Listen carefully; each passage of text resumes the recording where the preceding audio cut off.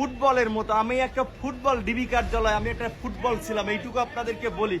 এখনো যদি আমার সমস্ত শরীর এই যে দাগ, এখনো এই রিমান্ডে নিলে ব্যাপক টর্চার, ঝুলাইয়া গরু ছাগলের মতো ঝুলাইয়া কারেন্টের শক দেয়, এবং সিনিয়র জুনিয়র নাই, চট থাপ্পড় গরুর মতো হাত পাও বাইন্দা পিটাইতেছে।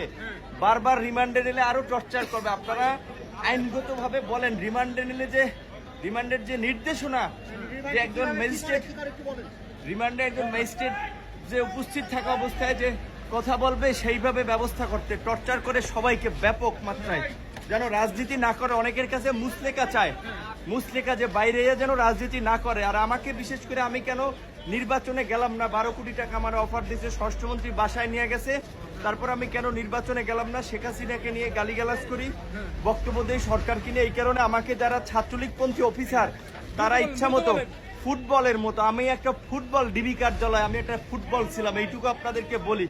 এখনো যদি আমার সমস্ত শরীর এই যে দাগ, এখনো এই শুকায় নাই, এই এখনো শুকায় নাই। আপনারা একটু এইটা তো বলেন অন্তত, রিমান্ডে যে আমরা এই সরকারের পতন ছাড়া আমাদের বাঁচার এবং জাতির মুক্তির পথ নাই। সরকার পতন না হওয়া পর্যন্ত